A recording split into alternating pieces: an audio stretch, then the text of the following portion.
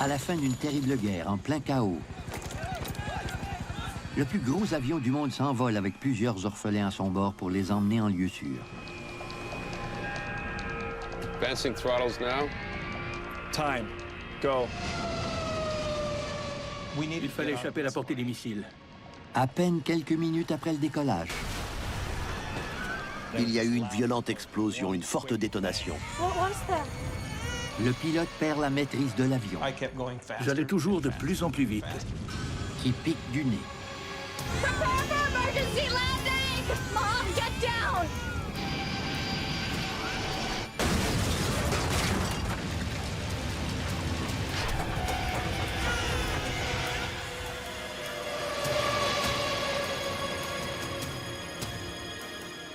Ensuite, le calme plat.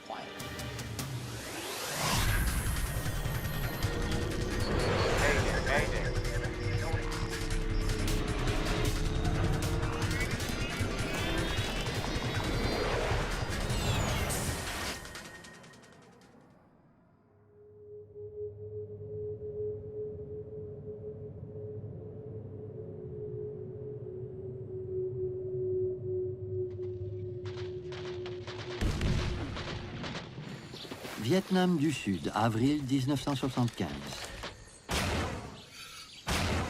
Après plus de 10 ans de combats incessants, la défaite semble assurée pour les États-Unis. La fin de la guerre est imminente. L'ennemi cerne la capitale.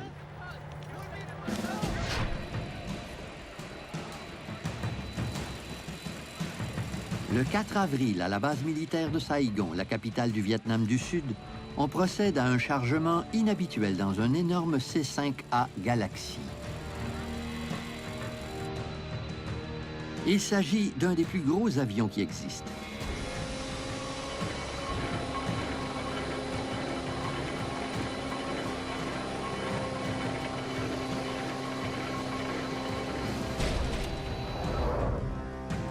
Le C-5A est d'abord et avant tout un avion cargo.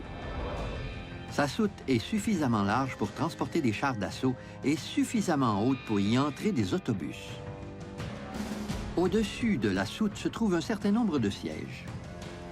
La zone passager et la soute sont toutes deux mises à contribution aujourd'hui.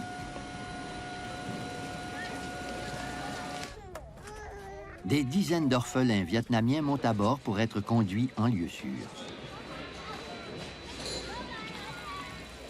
Il y a des milliers d'orphelins à évacuer avant que les troupes nord-vietnamiennes n'envahissent Saigon.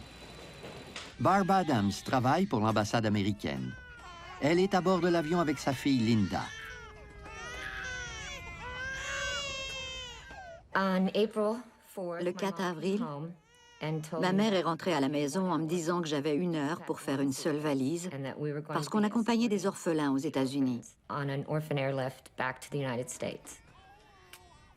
Quand ma mère et moi sommes arrivés en haut, dans le compartiment des troupes, tous les sièges étaient occupés par des bébés.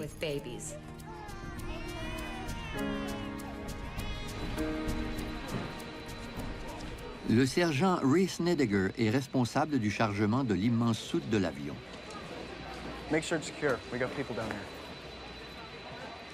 C'était une situation délicate. Il y avait un monde fou, avec énormément de journalistes, d'employés des orphelinats, de militaires. C'était la confusion totale, en fait. La veille seulement, le président américain Gerald Ford a annoncé le lancement de cette mission de secours, un effort remarquable appelé Opération Baby Lift. I have directed that C-5A aircraft and other aircraft especially equipped to care for these orphans during the flight be sent to Saigon. I expect these flights to begin within the next 36 to 48 hours. Arnold Isaacs couvre la fin de la guerre pour le Baltimore Sun. Des avions cargo arrivaient à Saigon tous les jours pour acheminer du matériel militaire et ils repartaient vides. On a décidé de transporter des orphelins sur ces avions.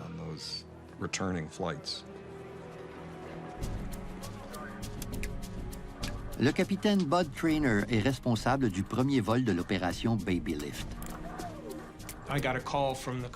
J'ai reçu un appel du poste de commandement aux États-Unis me demandant combien de passagers je pouvais évacuer de Saigon. Comme il s'agit d'une mission de dernière minute, l'horaire est chamboulé. L'avion a déjà 5 heures de retard et le capitaine Trainer veut décoller au plus vite. Il ordonne que l'on ferme la porte de la soute. Tell me what's Doors closed. Loadmaster closed cargo bay doors.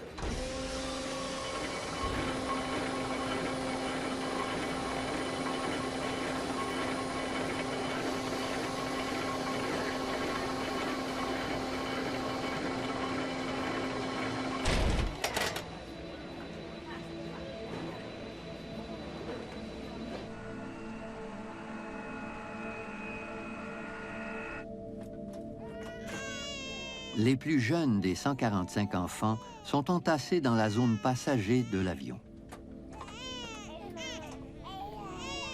Ma mère et moi étions chacune responsables de 3 rangées de sièges, avec environ 4 bébés par rangée. On s'occupait de 12 à 15 bébés pendant le vol. Il fallait les nourrir, les changer, ce genre de choses.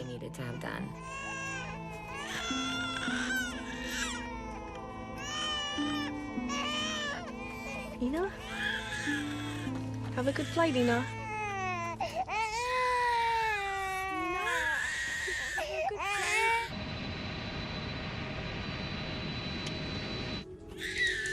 « 102 jeunes enfants se trouvent à l'étage inférieur dans la soute.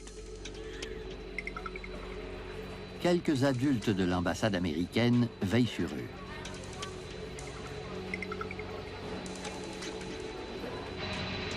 En sortant du Vietnam, l'avion quitte la zone sécurisée de la base américaine. Advancing throttles now. 15. 20. Time. Go.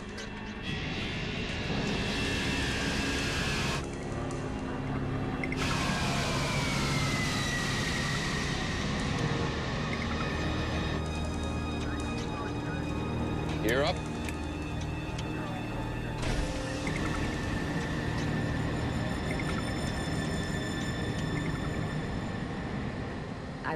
Je me souviens qu'on a dû décoller avec une très forte inclinaison. Comme on n'avait pas de siège, on s'est agenouillé par terre pendant le décollage. L'avion cargo met le cap sur la base aérienne de Clark, aux Philippines, un trajet de 2 heures et demie. De là, les orphelins seront envoyés dans diverses agences d'adoption d'Amérique du Nord et d'Australie. Il fallait s'envoler de Saigon avec une montée très rapide pour échapper à la portée des missiles. Les avions cargo sont des cibles faciles. Ils sont à la fois lents et gros. La menace d'une attaque est réelle. 5 jours plus tôt, les troupes du Vietnam du Nord ont envahi la seconde plus grosse ville du Sud, Da Nang. Les Vietnamiens du Sud ont battu en retraite vers Saigon. La capitale est plongée dans l'anarchie. Des milliers de civils sud-vietnamiens veulent désespérément quitter la ville.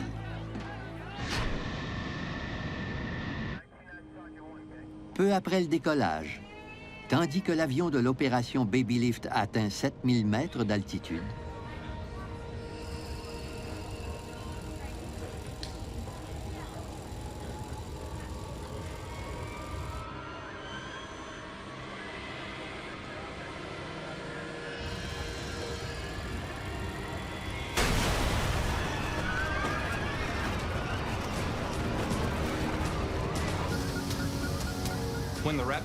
Quand la décompression rapide s'est produite, une brume s'est propagée dans l'avion et on n'y voyait plus rien.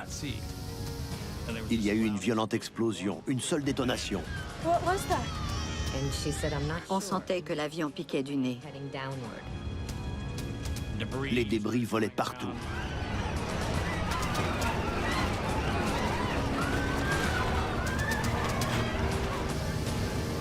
il s'agit d'un cas typique de décompression. Il y a une grosse brèche dans le fuselage de l'avion par laquelle l'air s'échappe de l'appareil. Il y a à peine assez d'oxygène pour respirer à 7000 mètres. Je me suis tourné vers le copilote qui mettait son masque à oxygène et je me suis dit qu'il valait mieux que je fasse pareil. Les masques à oxygène se sont déployés automatiquement, mais il n'y en a pas suffisamment pour tout le monde dans l'avion bondé. Sans compter que les masques ne sont pas conçus pour atteindre les bébés.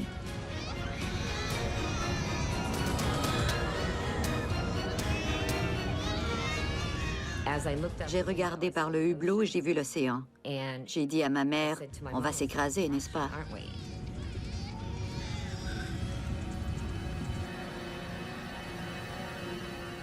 À l'arrière de la cabine des passagers, la lieutenant Marcia Wirtz contacte l'équipage. Habituellement, elle voit la soute sous ses pieds. Pilot, this is Wirtz. I'm at the top grade of the troop compartment. I can see the China Sea out the rear of the plane. What? The cargo door is gone.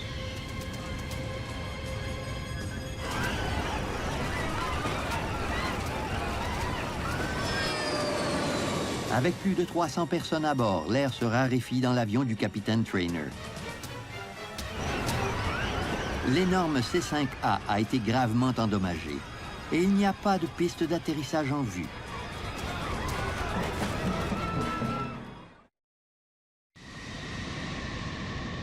Le vol inaugural de l'opération Baby Lift ne quittera pas le Vietnam.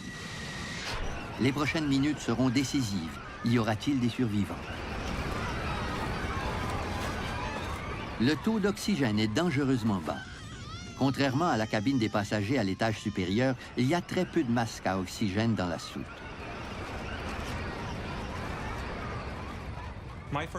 Après cette décompression rapide, ma priorité était d'amener l'avion à une altitude qui permettrait à tous les passagers de respirer, soit 3000 mètres. Taking it back to the airport.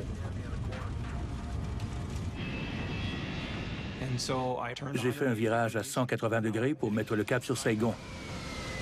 Mais avant d'atteindre Saigon, Sergeant Snedeker. Trainer s'informe de l'étendue des dégâts. L'avion était incliné du côté gauche. Je sentais qu'on piquait du nez. Je suis allé dans le poste de pilotage. Sir!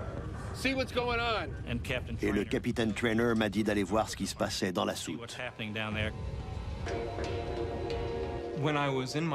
Pendant la descente, j'ai fait tourner les moteurs à plein gaz pour atteindre une altitude de 3000 mètres, selon la procédure. J'ai mis les gaz au maximum et j'ai cabré le manche, mais rien ne se passait. J'allais toujours de plus en plus vite. L'avion du capitaine Trainer plonge vers le sol et il n'arrive pas à freiner sa chute. À l'arrière de l'avion, Ray Snedeker descend dans le feu de l'action.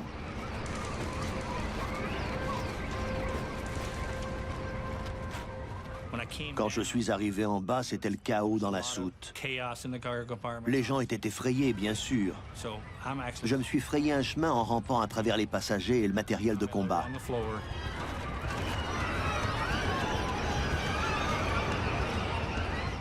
Et j'ai vu l'immense trou à l'arrière de l'avion. La lumière du jour était éblouissante. Tout à coup, Snedeker aperçoit quelque chose d'encore plus alarmant. Le fluide hydraulique coulait. Les câbles de commande se balançaient à droite et à gauche dans le vent, et ça m'a fait penser à des spaghettis. C'est ce qui m'est venu à l'esprit.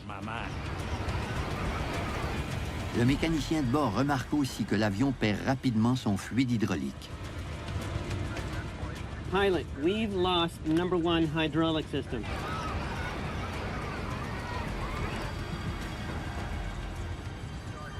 We've just lost number 2 hydraulics. Le fluide hydraulique permet à l'équipage de manœuvrer les énormes gouvernes de l'aéronef, soit le gouvernail de direction et la gouverne de profondeur à l'arrière, de même que les ailerons et les volets hypersustentateurs sur les ailes. Il y a 4 circuits hydrauliques distincts dans l'avion. 2 d'entre eux sont complètement vides. Pendant sa descente à 3000 mètres, l'avion va beaucoup trop vite, mais le capitaine n'arrive pas à cabrer l'appareil. J'essayais de redresser les manches pour ralentir l'avion. Je cabrais encore et encore.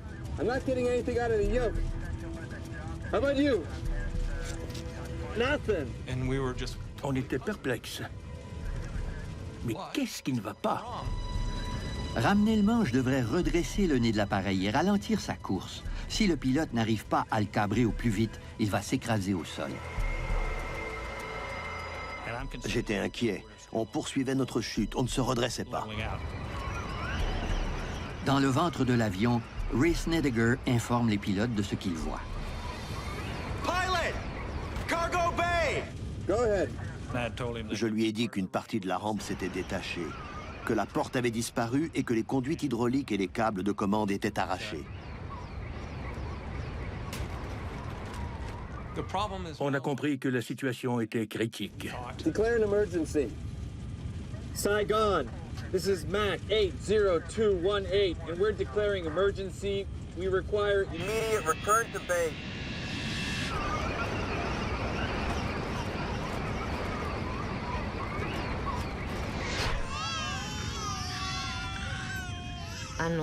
Contrairement aux vols commerciaux, personne ne dit ce qui se passe à l'interphone. Alors, je me suis concentrée sur les enfants. Après s'être débattu avec les commandes de l'avion, les efforts du capitaine Trainer semblent enfin porter fruit. L'avion s'est redressé et on s'est dit « Dieu merci, on va enfin s'en sortir ». Mais aussitôt redressé, l'avion reprend sa montée, le nez vers le ciel. J'ai relâché le manche et rien ne s'est passé. On continue à monter en flèche. Si le capitaine n'arrive pas à gagner de la vitesse, l'avion va bientôt décrocher et descendre en vrille. On montait de plus en plus haut, quasiment à la verticale. En désespoir de cause, il incline une aile afin de baisser le nez de l'avion. On faisait maintenant un plongeon très abrupt. Et je ne pouvais rien faire pour redresser le nez. Ensuite, de façon contre-intuitive, j'ai accéléré. Ce faisant, l'avion a cessé sa chute et s'est mis à remonter encore une fois.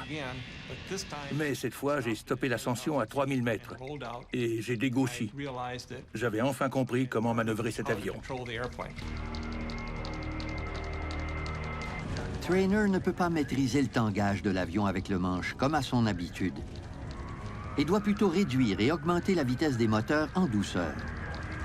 De cette façon, il réussit à garder l'avion à l'horizontale. J'ai compris que seule la manette des gaz me permettrait de manœuvrer l'avion. L'avion vole maintenant à une altitude de 3000 mètres.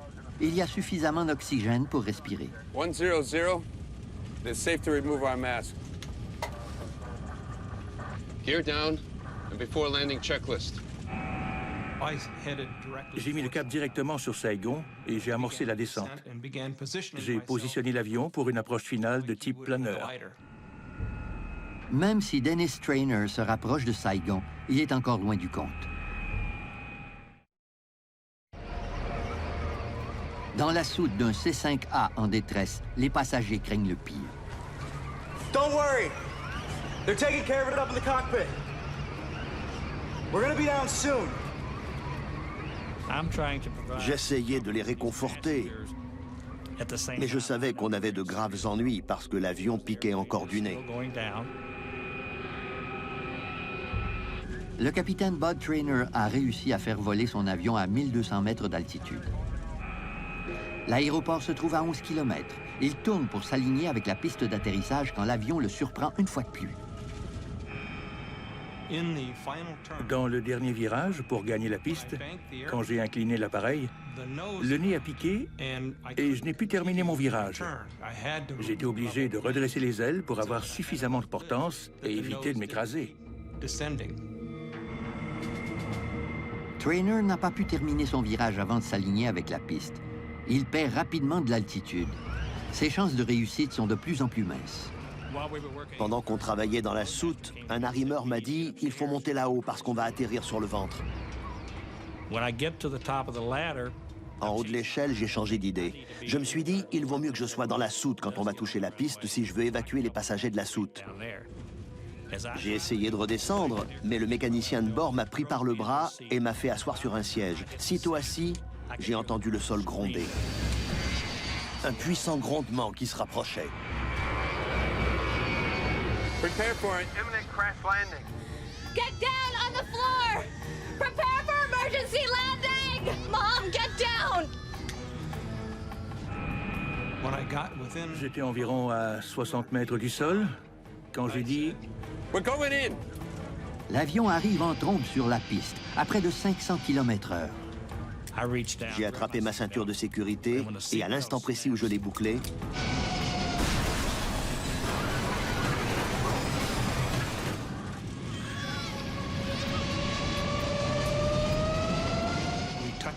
on a touché le sol sans trop d'encombre avant de reprendre aussitôt de l'altitude. Le gars sur le siège de service m'a dit « Bud, on va s'en tirer ».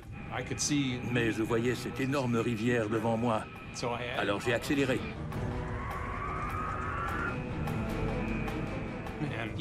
Mais même à plein gaz, je continuais ma plongée.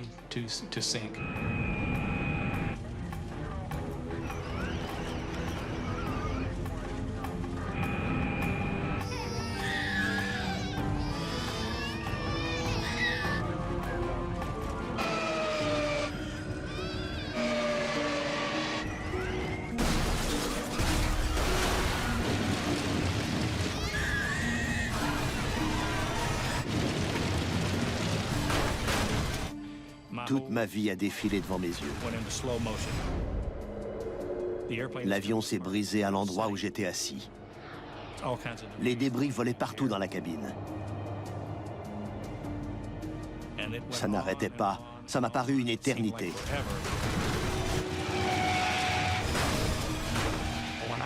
Quand on a fait des tonneaux, je me rappelle avoir fait mes adieux à ma femme. J'étais sûr que j'allais mourir.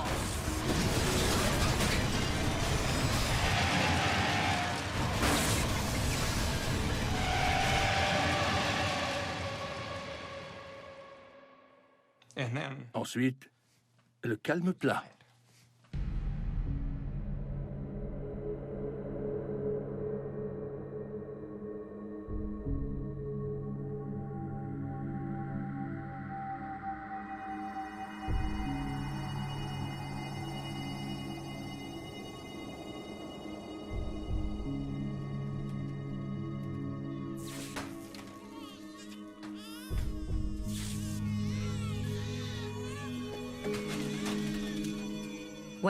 Quand l'avion s'est arrêté, j'ai cherché ma mère des yeux et je ne la voyais nulle part.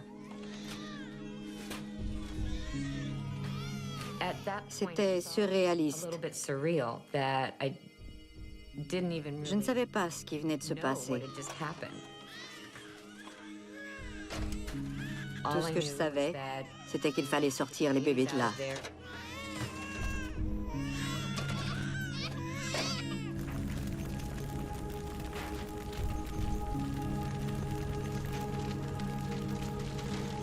Le capitaine Trainer et l'équipage du poste de pilotage ont survécu.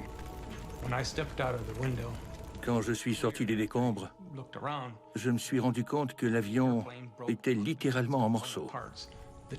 La queue s'était détachée, le poste de pilotage aussi, le compartiment des troupes et les ailes s'étaient séparées de la soute. La soute elle-même s'était désintégrée.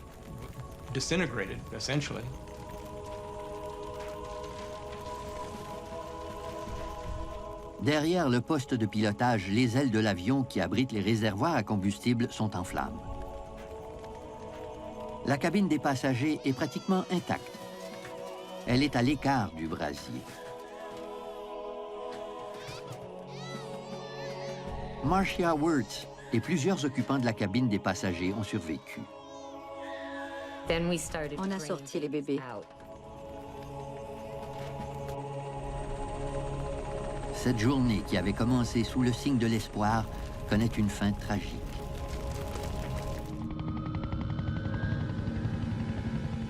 Quelques minutes après, l'opération de sauvetage s'amorce dans l'espoir de retrouver des survivants.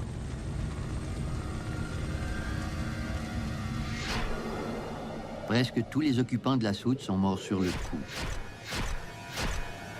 Quand l'avion s'est posé en catastrophe pour la seconde fois. Les morts, les blessés et les survivants sont transportés dans des hôpitaux de Saigon et de Thaïlande.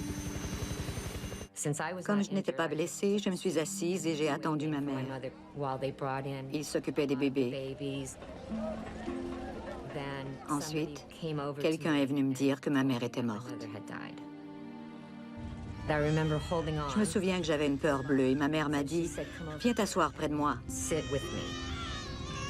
La dernière volonté de Barb Adams aura été d'être auprès de sa fille. Dès que je me suis assise par terre, on a touché le sol. Ma mère a été projetée quelque part. Je ne l'ai jamais revue.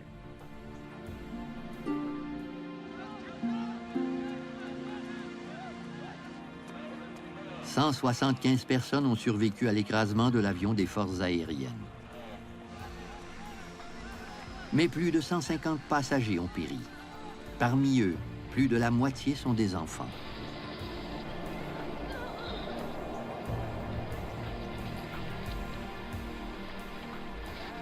And it was really such a blow. Ça a été un terrible coup Very tragic and qui venait s'ajouter à la triste et tragique chute du Vietnam du Sud. and who would have thought that in the middle of all that tragedy, Qui aurait cru qu'en plus, un avion de l'armée américaine rempli de bébés et de petits-enfants vietnamiens allait s'écraser? babies and small children.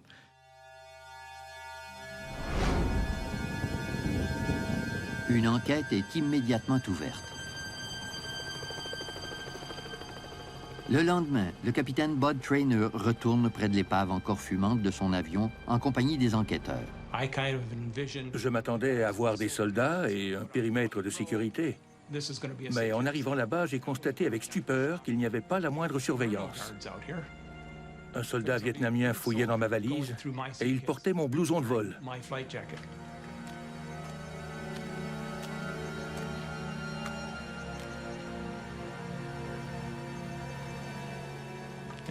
Il avait un AR-15 et moi, je n'étais pas armé. That's my jacket. I'm Bud Traynor. Je lui ai montré que je portais un écusson avec le même nom et que c'était mon blouson.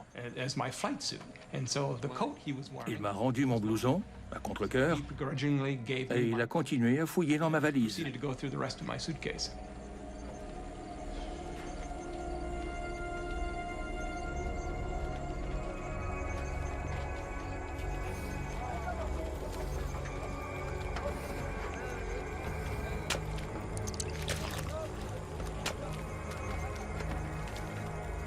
Mais il n'y a pas que le blouson de Bud Traynor.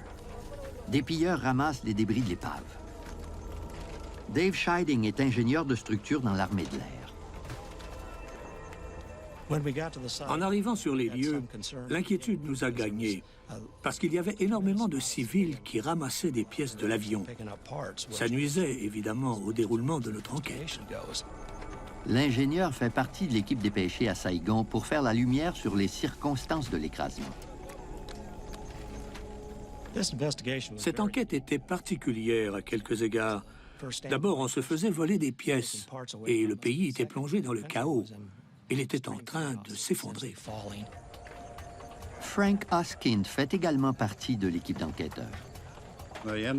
L'armée est-allemande et les Viet Cong étaient là. On y travaillait seulement le jour, mais l'atmosphère était très tendue. Très tendue. La première hypothèse à vérifier était celle du sabotage ou de la bombe. On a fait venir des chiens renifleurs d'explosifs des Philippines. Take him back there to the rear of the plane.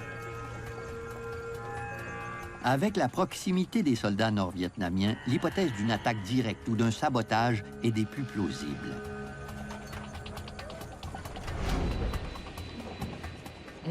Au début, ils ont cru qu'une bombe avait explosé dans la soute à bagages ou qu'un missile avait abattu l'avion. Mais les chiens ne détectent aucune trace de bombe et les enquêteurs ne trouvent aucun résidu d'explosif sur l'épave. De toute évidence, il ne s'agit pas d'une attaque. Mais quelque chose a provoqué le détachement de la porte de la soute. Il fallait absolument retrouver la porte pour s'assurer que les autres avions C-5 n'avaient pas le même problème et pour éviter que la catastrophe ne se reproduise. Sous peu, les énormes C-5A seront essentiels pour évacuer les troupes américaines du Vietnam. Voilà pourquoi il est impératif de découvrir la cause de l'écrasement. C'était plus qu'important. À l'époque, on avait une centaine d'avions C-5. On a cloué toute la flotte au sol jusqu'à ce qu'on trouve le problème et aussi les moyens à prendre pour éviter une autre tragédie. Hey guys! En examinant les débris de l'épave, les enquêteurs se demandent également pourquoi l'équipage a eu tant de mal à piloter l'avion.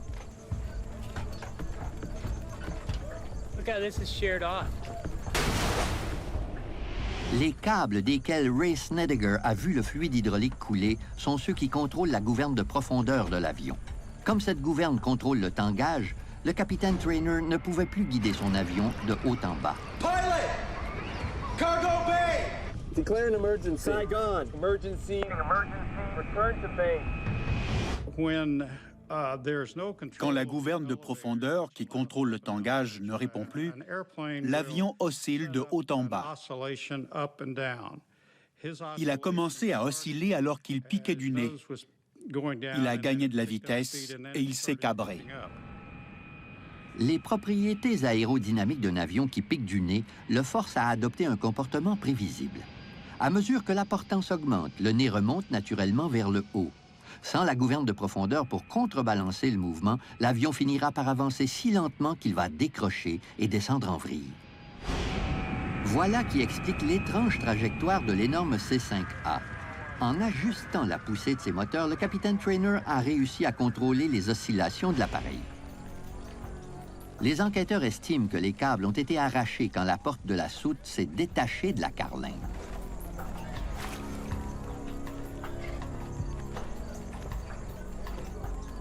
Mais ils ne savent toujours pas pourquoi la porte s'est détachée.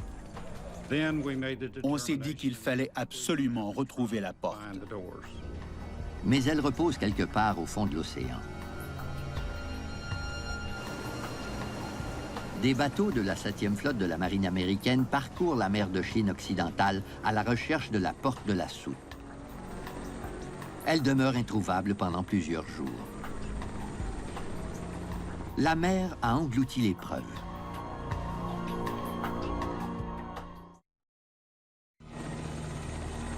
Sur le site de l'écrasement du vol inaugural de l'opération Baby Lift, la frustration gagne les enquêteurs.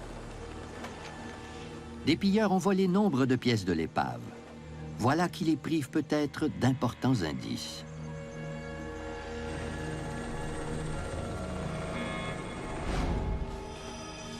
Afin de récupérer ces pièces, l'armée de l'air est prête à les racheter. Notre stratégie consistait à distribuer des prospectus dans la ville de Saigon et ses environs.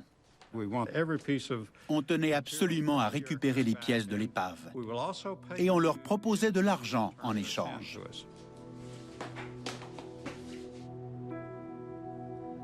Onze jours après l'écrasement, les prospectus sont livrés aux autorités locales qui les distribuent dans toute la ville.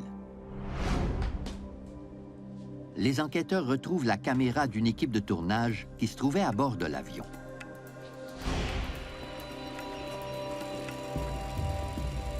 Ils espèrent voir les images de ce qui s'est passé.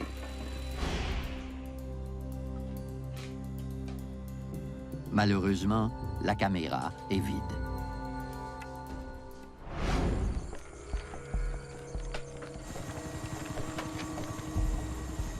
Pendant que l'enquête sur la cause de l'écrasement se poursuit, la situation s'aggrave au Vietnam. 2 semaines et demie après la tragédie aérienne, le président sud-vietnamien donne sa démission. Le 23 avril, 100 000 soldats nord-vietnamiens s'approchent de Saigon. L'étau se resserre rapidement autour de la ville.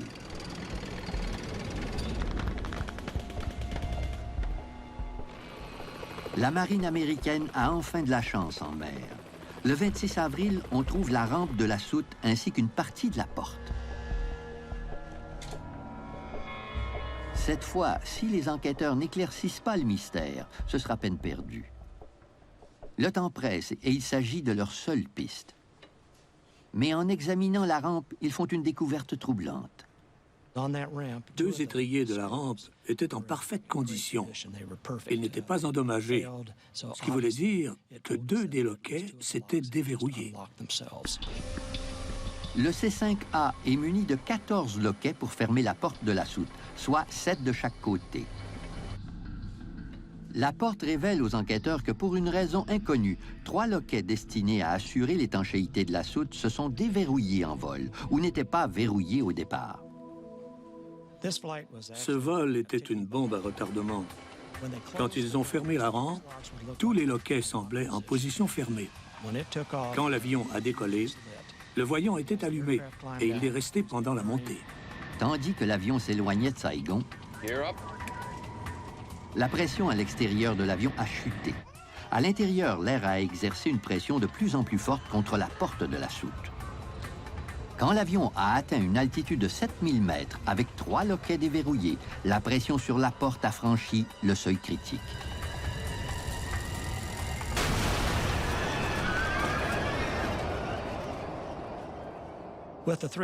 Quand les 3 loquets ont sauté, les 4 loquets restants n'ont pas tenu le coup. Voilà ce qui a provoqué le détachement catastrophique de la porte-rampe. Mais les enquêteurs se demandent encore pourquoi les loquets ont sauté. Avant qu'ils n'aient la chance d'y répondre, la situation du Vietnam dégénère. Saigon est assiégée. Le 27 avril, les enquêteurs emportent tous les éléments de preuve possibles et quittent le pays. Il est devenu trop dangereux d'y rester. On a quitté Saigon à bord de l'un des 2 derniers C-141 à décoller de la base de Tan Son. Ils étaient en train de perdre leur pays. Après notre départ, il n'y a eu que des hélicoptères. Les enquêteurs espèrent avoir tous les indices en main pour résoudre le mystère de l'écrasement. Ils sont conscients qu'ils ne reviendront pas de sitôt au Vietnam.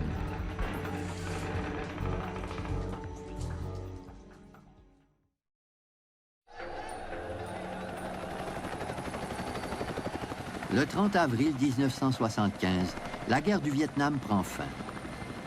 Sur le toit de l'ambassade américaine, les derniers Américains quittent le pays.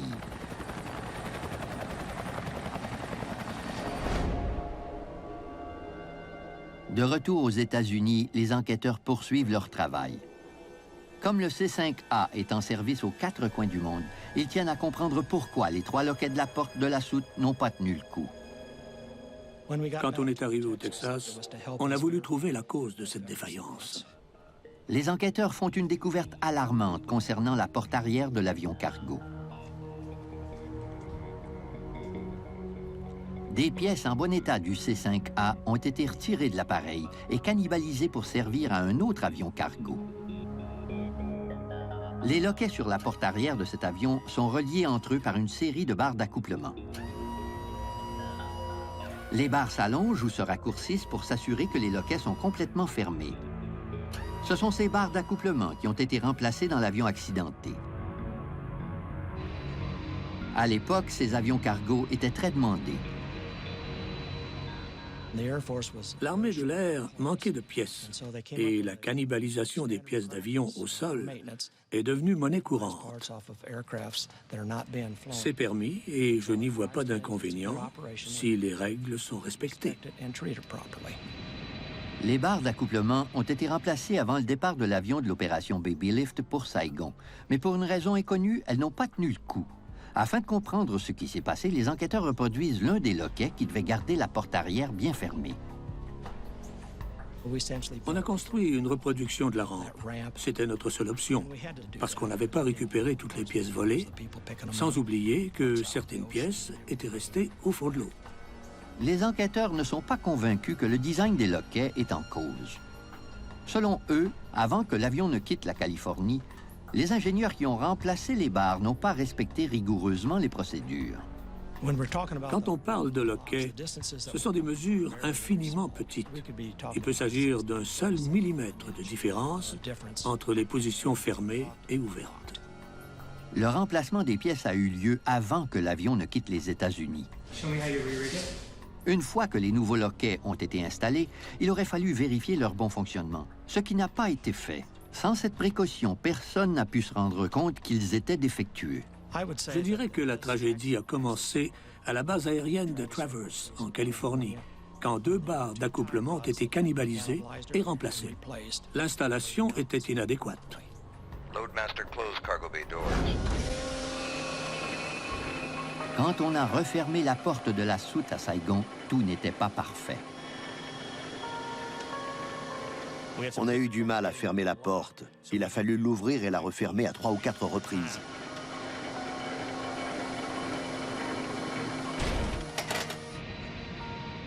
Ça semblait anodin, et dans le feu de l'action, on n'y a pas porté attention.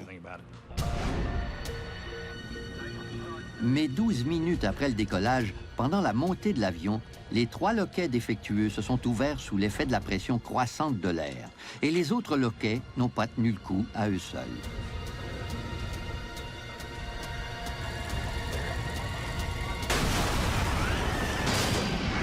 La porte de la soute a brusquement cédé sous la pression pour se détacher du fuselage. Il ne faut jamais bâcler le travail. On ne peut pas enlever quelques pièces et les remplacer à la hâte. Ça ne marche pas. Les enquêteurs ont fait la lumière sur les circonstances de l'écrasement. Dans leur rapport final, ils émettent des recommandations pour augmenter la sécurité des C-5A.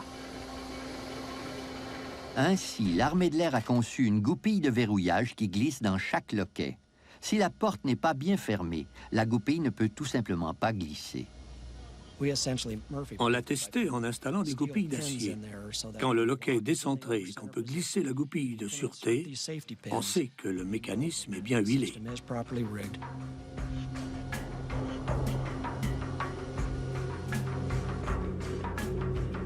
Ray Snedeker a pris sa retraite de l'armée de l'air en tant qu'adjudant-chef.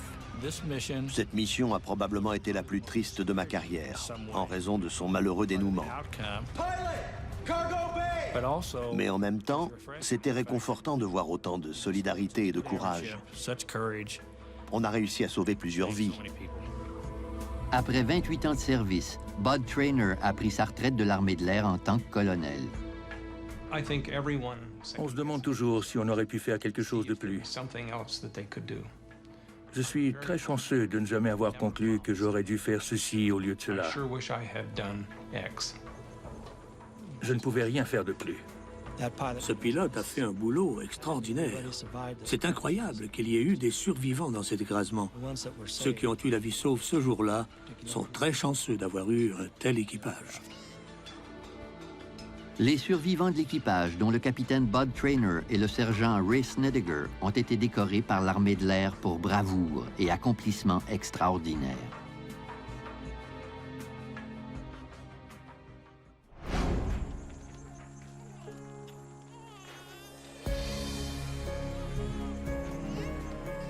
Bébé Ina fait partie des orphelins qui ont survécu. Ina? Aujourd'hui, elle s'appelle Kelly Jackson Brownlee.